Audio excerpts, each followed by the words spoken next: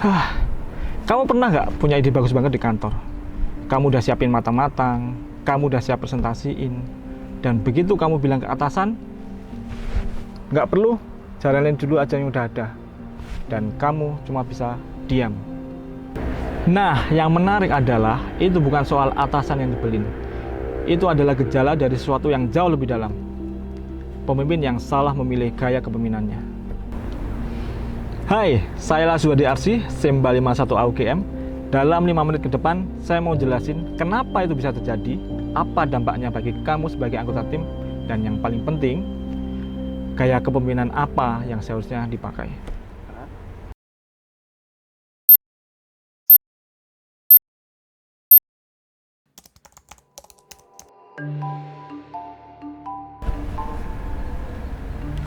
Jadi, ada seorang peneliti bernama Goleman yang dikutip oleh Barrett dalam buku Leadership Communication.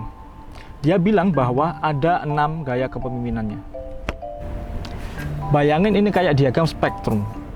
Di sebelah kiri ada commanding dan passionate. Sebelah kanan atas ada coaching dan visionary. Di tengah-tengah ada affiliate dan democratic yang sifatnya positif. Nah, semakin kamu ke atas, semakin tinggi nilai positif atau dampaknya ke tim kamu. Semakin ke bawah atau negatif, bisa jadi timbul masalah toksik di kepemimpinanmu. Tapi, ini yang selalu orang salah pahami. Commanding itu bukan berarti selalu salah.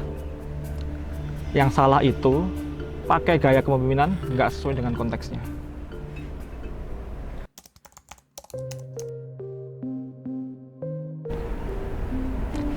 Sekarang, saya mau kasih kamu contoh konkret. Bayangin ada seorang direktur di sebuah perusahaan logistik dengan 30 karyawan. Kita sebut saja Pak Hendra. Pak Hendra ini berpengalaman banget. Udah lebih dari 20 tahun terjun di industri itu. Udah tahu seluk-beluk operasional. Tapi cara dia mimpin selalu satu arah. Waktu ada anggota tim yang usul pakai sistem pelacakan pengiriman yang baru, yang lebih efisien, Pak Hendra langsung potong. Udah ada sistemnya.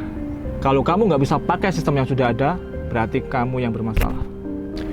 Dan yang terjadi setelahnya, dalam kurun waktu 6 bulan, terjadi penurunan produktivitas sebesar 18%. 12 karyawan terbaik keluar dalam 1 tahun. Alasan utamanya adalah merasa tidak dihargai dan tidak ada ruang buat kontribusi. Dan yang paling ironis, ada masalah yang timbul pada sistem pengiriman yang diketahui oleh tim operasional sejak lama, dan mereka nggak berani lapor ke atas. Jadi masalahnya berjalan diam-diam dan membesar.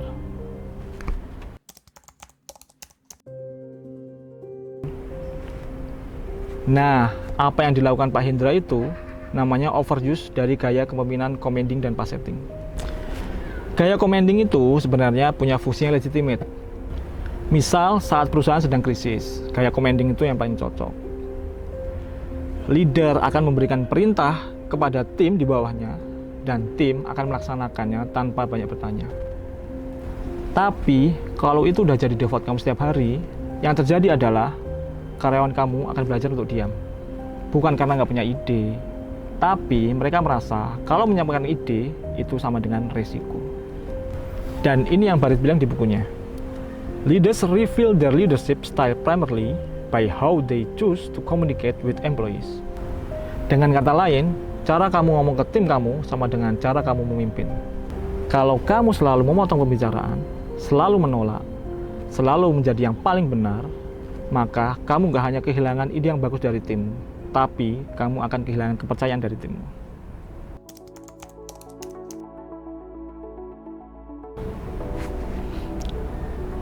Jadi, apa yang seharusnya Pak Hendra lakuin? Ada 4 gaya yang cocok buat situasinya. Pertama, democratic.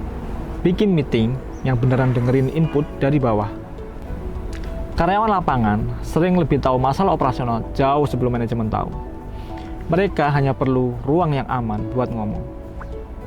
Yang kedua, affiliate. Ingat 12 orang terbaik Pak Hendra tadi yang sudah terlanjur keluar?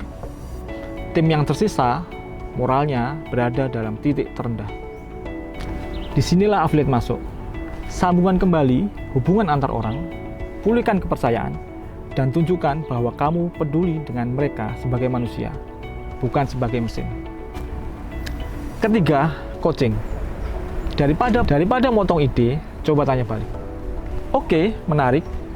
Gimana caranya kamu bisa kembangkan lebih jauh lagi? Satu pertanyaan itu bisa mengubah seorang karyawan yang hampir mau resign menjadi orang yang paling loyal di tim kamu. Yang keempat, visionary. Seorang leader yang baik selalu tahu bagaimana cara menjadi pemimpin yang transformasional, emphasize new possibilities, tahu visi misinya, dan tahu bagaimana cara membangun seorang tim menjadi lebih bagus, efektif, dan efisien, serta mampu menyiapkan anak buahnya menjadi penggantinya.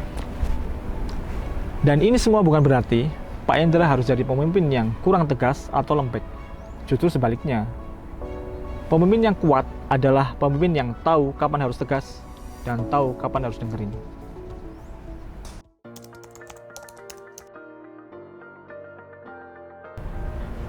Jadi kalau kamu ngerasain situasi di kantor kamu udah ada kayak Pak Indra, atau tanpa kamu sadari sendiri, kamu udah jadi Pak Indra di tim kamu, ingat satu hal ini. Gaya kepemimpinan bukan soal siapa kamu, tapi apa yang dibutuhkan dalam kondisi tertentu.